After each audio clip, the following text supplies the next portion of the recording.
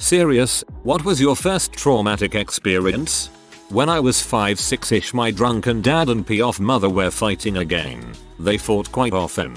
This particular fight, my dad was extra drunk. When I was going to bed, they bursted into my room. My dad was holding her on the ground with a knife to her neck, threatening to kill her. 10ish minutes later, my dad is in the garage with one of our men, guns to his head, loaded and safety off. My brother, both my sisters and I were watching as he almost shot himself. They aren't together anymore. I saw a family of 6 get into a bad car wreck on the interstate Easter Sunday of 2nd grade. Got a good 5 seconds view of a contorted body of a woman who got thrown out a windshield. Shot burnt into my brain and desensitized the frick out of 7 years old me. Fast forward 10 years and I watched a classmate of mine get smacked by a pickup truck in front of my house while he was on a bike. Ran to him and he was obviously already dead and his abdomen was basically jello. I stayed with him until the ambulance took him. Somehow out of the whole experience, the worst thing about it was me trying to explain to my mom why I had blood up to my elbows. I was 4. My family went to visit my grandparents. They had an in-ground pool. Everyone was outside having a BBQ. I was walking around the edge of the pool and looked down and saw my little brother had fallen in the pool right behind the ladder. He was only 1, so he obviously couldn't swim. I laid down on my stomach and looped my arms under his armpits, pulling his head above the water, but just barely. He was heavy. He was fully dressed and I was only 4. I screamed and screamed for our mother. It felt like forever, but someone finally noticed me and all the adults came rushing over. No one ever talked to me about it afterwards. I was terrified of water for a long time and I'm still very overprotective of my little brother. Not talking to kids about trauma they experience is a common theme here. This isn't my trauma, but it's something that's always stuck with me. I worked as a waitress in an assisted living for many years, and one day while I was resetting my tables, I overheard a resident talking about his first memory. When he was a child, he had an earache, so his mom was warming up some oil to pour into his ear to help unblock it. While she's heating up the oil, his mom was talking to his aunt and she wasn't paying attention to how long she'd been heating up the oil and didn't test the temperature before she poured it directly into his ear. He said that it was instant horrible searing pain and he couldn't get the oil out of his ear fast enough. She basically fried his inner ear and he eventually lost hearing in that ear. That actually happened to my grandfather. He's deaf in one ear from too hot oil being poured into his ears, as well as insufficient ear protection when setting off ammunitions in the army. Coming up on 2 years in a few months, a homeless man committed suicide by kneeling in the middle of the road. It was 12:30 am. I was on my way back to work from lunch. He was wearing all black and I didn't even have time to press the brakes because there is little to no lighting near the port I work at. My guess is he was hoping for one of the many semi-trucks that go down that road, but instead he got me. Still don't like driving at night, but I'm the night guy and I still have to drive that road.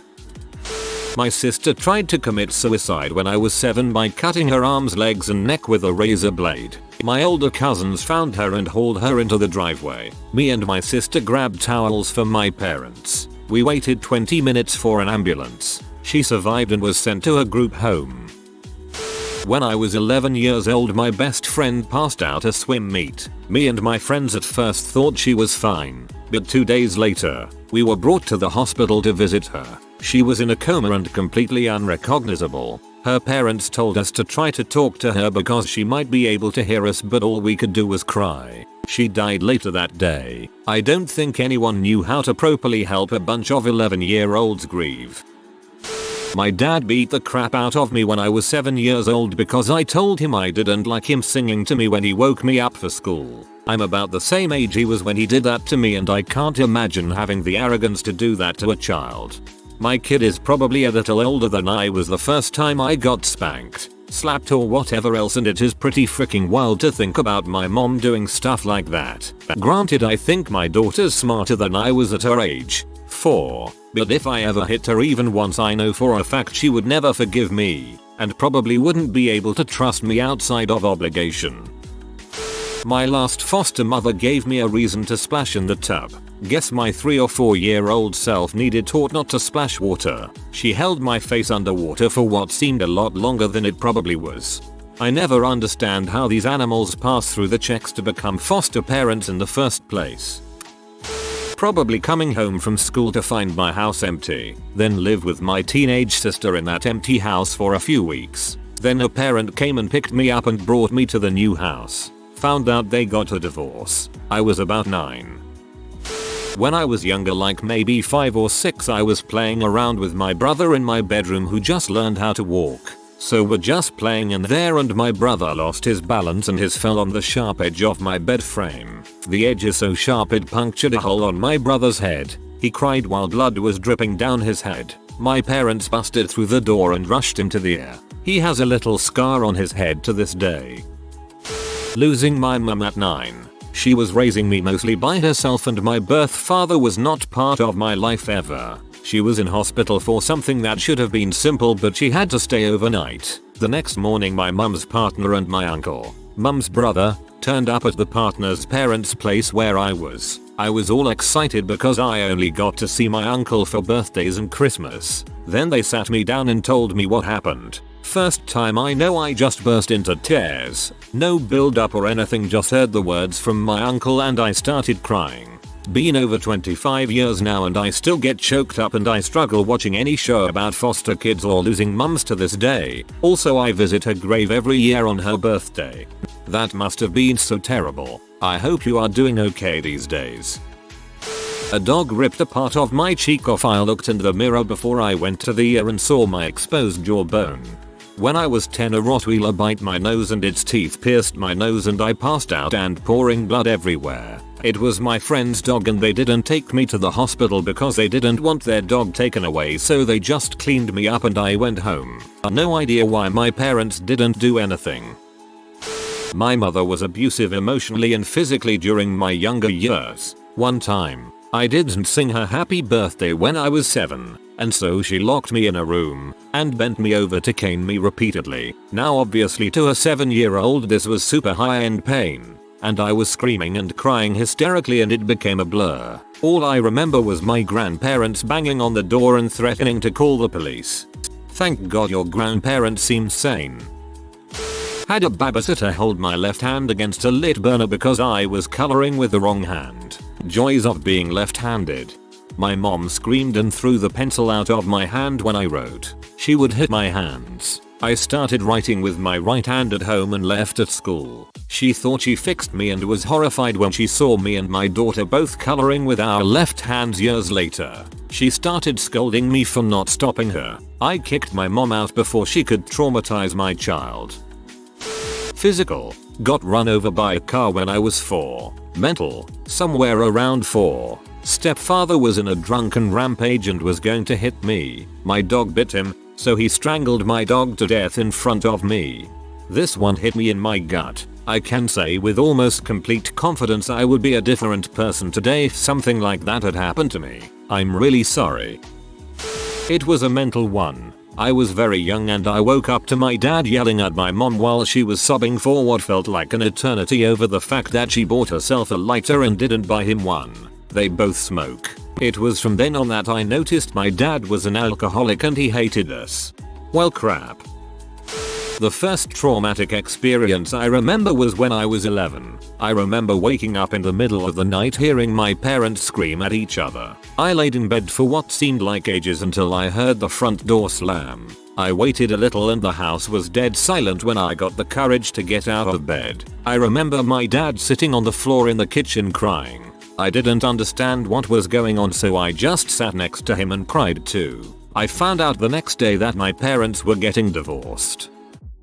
I've had another loss 4 months prior, but honestly the worst was dealing with the 13 days of my dad being diagnosed with the rare form of lymphoma. To his death that quick. We didn't know he had cancer and it spread so rapidly. The whole side of his family had cancer BTW. I was 15, 2 years ago, and it was honestly a horrible and early age to deal with it. I talk about my experience with loss whenever I have the chance to, and sometimes I feel like I'm seeking attention for it. But honestly, it's how I cope.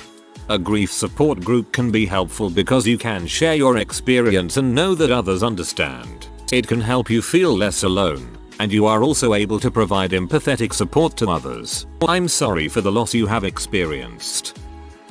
My parents were fighting. I was about 5 and my brother 7. Dad threw mum down the stairs and threw her university textbooks at her, grabbed her face and hit her multiple times. My brother and I were crying. Didn't know what to do, so we just watched. They separated 5 years later, which was a bit late. Divorce was just finalized last month. Woohoo. Fun fact about my dad. He forced my mom to marry him 3 days after meeting her in real life. He met her in the States but lives in Canada. Then when it came time to cross the border, she is an immigrant from Indonesia, he made her marry him. I didn't know this until this year. He's a real scumbag and I don't plan on ever rebuilding our relationship. Sorry you witnessed that. I posted a similar story elsewhere in the thread. We were just kids, not much more we could have done except watch. In 4th grade I had a sleepover with another boy who was more, let's say, developmentally advanced than me. I was a small kid, always the smallest in my class. At night he grabbed me, pinned me down face first, pulled down my pajamas and raped me. I didn't scream. I just froze. It hurt, but to be honest it didn't hurt too bad. I was just learning about sex and he told me that this is what adults do and I'm being the woman. I was curious at the time and part of me just wanted to go along. But also I couldn't resist since he was bigger than me and pinning me down. I've never told anyone. I just told my parents that he played too rough and I didn't want to play with him anymore, so we never had him over and I never went back to his house. They believed that since I was a kind of soft child. Honestly, I've never written this out before. I don't think about it often, maybe once a year, but when I do, oh man does it hurt. My mom took my dad and I to the park where she was planning on telling him that she was leaving him. I was told to wait in the car as I heard them yelling at each other. My mom then opened the car door, told me she loved me and left me and my dad there. We tried looking for her but couldn't find her. Watching my mom walk away and out of my life at 7 years old gave me horrible separation anxiety. When I was 9 years old I was almost kidnapped a block from my house. A van pulled over and the passengers said hey see me, and then chased my friend and me. My friend was on his bike and got away easily. I ran for the corner and made it around. Luckily a neighbor was in their yard on the other side of a large hedge blocking the view of what was happening. The neighbor was deaf and didn't understand what I was upset about. I waited near the neighbor until the kidnappers got back in the van, then I sprinted home staying shielded from the street by going through people's yards, jumping fences, etc. Flat out sprint during the last few hundred feet without cover to get to my parents' house. The whole time I was running I was just waiting to see the van turn the corner and figure out where I live. My deaf neighbor very likely saved my life just by being outside. When I was a kid I was walking with my dog through this big field with very tall grass. As we're walking, all her hair stands up on end and she jumped in front of me right as a big coyote came charging out of the grass at us. It was bigger than her but she put up a heck of a fight. The sound of animals fighting is horrible. I was just frozen with fear. After a few seconds that felt like minutes, she got the upper hand and turned the coyote on its heels and chased it off before doubling back to me. I had never seen a wild animal aggressive like that and it scared the heck out of me. The next day we found the coyote dead. Up close I could see that it was missing hair and seemed to have a very bad case of mange. I felt kinda bad for it actually. I had seen coyotes before and they always sprinted in the opposite direction. This one must have been really sick and desperate to go after my dog. As I type this out 14 years later, I'm happy to report that my dog is currently happily sleeping on my bed. She's a great dog, and even though she's slowed down with age, she still stands up tall and raises her hackles whenever she hears the coyotes yelping in the woods behind my house. I think she's still ready for round 2.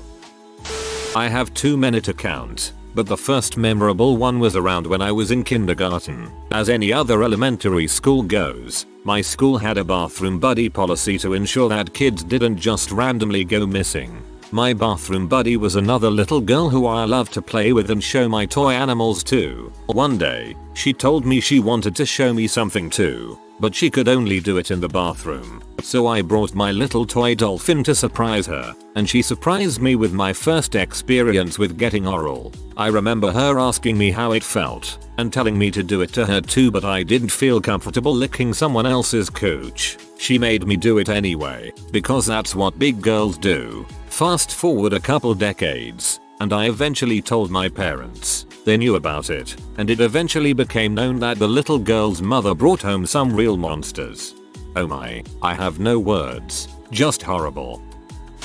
Driving home late one night from work and saw an accident happen ahead of me in the freeway. I pulled over to assist. One car spun out and was in a ditch with steam shooting out of the radiator. I saw the driver emerge from the cloud and asked if he was okay and if anyone else was in the car. He said yes to both, so I climbed down the ditch to the car. I used my cell phone light to see, but I didn't find anyone in the vehicle and the windows weren't busted. While I was looking, I heard not once but twice what sounded like cars hitting debris from the accident. I looked around and didn't see anyone else around, so I climbed back up to the freeway. A person who turned out to be a passenger in the other car involved said there was a body in the road. I asked if it flew out on one of the cars. He said not his. I asked where the driver of the car was that was in the ditch. He didn't know. I wakes over the body and it was the driver I had just spoken to. He walked out onto the dark freeway and was hit and then run over. He was pretty flat when I saw him with bits and pieces strewn around. I got the impression he was drunk during my brief encounter with him. It took me a while to not blame myself for not making him sit down or something. This is the first time I've been speechless on Reddit. That's so fricked. I want to say something every time I see stories like this, but I don't know what to say this time. I had severe night terrors growing up. The crazy thing about it is that I, for the most part, remember them. Talking to doctors, they find this unusual as most people don't remember their night terrors. Just imagine every single awful emotion that you can feel: terror, dread, fear, confusion, anxiety, etc. and ramp it up x 1000. There's no real way to describe it. They were feeling so intense that it felt like physical pain.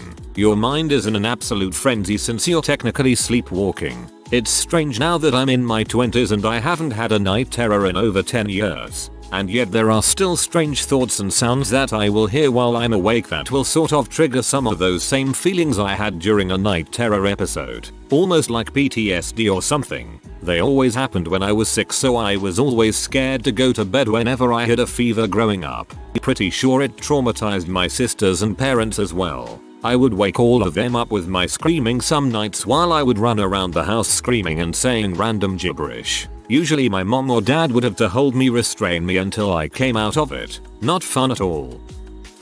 I was 5 years old and my grandma hit a car on the freeway. Both cars rolled, but the driver of the other car wasn't wearing his seatbelt. He fell out the open window while it was rolling and was effectively smeared on the pavement by either our car or his car. I remember sitting on the curb while a first responder was evaluating to see if I was okay, but more than anything I remember the wife of the deceased man was screaming in agony at her meat-crayon husband. I told my family I didn't remember a thing from the accident because I didn't want them to worry. Felt like I was dying when I caught H1N1 swine flu in 2009 pandemic. Maybe I was. Could not breathe properly and had an autoimmune reaction that ruined my life. Left me with constant chronic severe leg pain when I was barely into my teens. Those 3 weeks of having that flu were traumatic indeed. Found out 5 years later I have Ehlers-Danlos syndrome. EDS sucks. I'm sorry you have that too.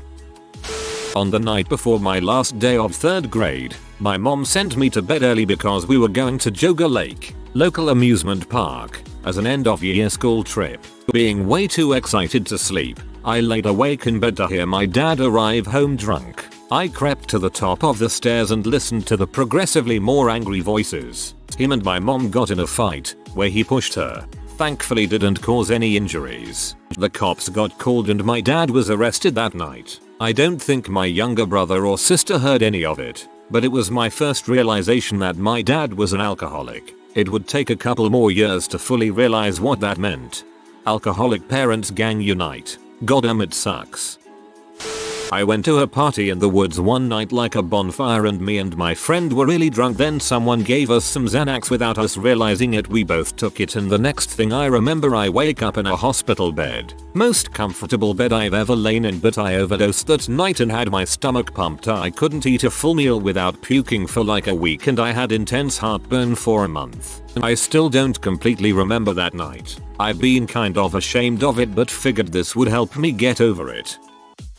About 3 weeks before my 7th birthday, my best friend was murdered by her dad. He went nuts one day, killed the dog, cut up all the furniture, stabbed her 47 times, tried to kill her mom when she got home from work. It was completely out of the blue. He was a really great guy, never hit her or anything. He was non-vocal deaf, so no yelling either. But after he was sent to a mental hospital, it came out that he had been hearing voices, which had to be freaking horrible, since he'd been born deaf. Frick. Physically molested, encouraged to be raped at 4 by my older brother, was made to believe it was my fault and blackmailed about it. Caused me a lot of shame growing up, and even now. I also remember my mom overdosing on Valium in the same time period. She survived. I'm so sorry that happened. Nobody should ever have to go through that. I can't believe they tried to get you to think it was your fault too. Sexual and physical abuse by my babysitter or coming home to my cat dead in the street. I forget which happened first. 7 was a rough age. I'm Mexican, so I am sorry if my English is bad. When I was around 6 years old, I was constantly with my mom because she worked as a domestic employee and she didn't have enough money for a babysitter and she didn't have any people of trust at the time in the city. One day we were walking from the house where she worked to a bus stop in a highway, where we waited around 3 minutes. Then everything here starts to get scurrilous. It was 2012, when drug war was really violent in Miami, with a drug cartel called Los Zetas fighting for the area with other drug cartels. We had so bad luck that a gunfight between Los Zetas and the army started there, with us being trapped in the middle of the gunfire. I remember I could see bodies and blood coming from the cartel cars. I was so scared and my mom and sister were crying. The gunfight lasted like 2 minutes, but it felt like hours. Thankfully, none of us got harmed and the army killed all of these guys. I was traumatized for months, but sadly, the constant violence was normal for me and didn't even got scared anymore. I'm so thankful you are okay, your family was alright, and that you're all still alive and well today. Sending love. If you are new to the channel, you can subscribe. I publish new videos every day. Until then, check another video.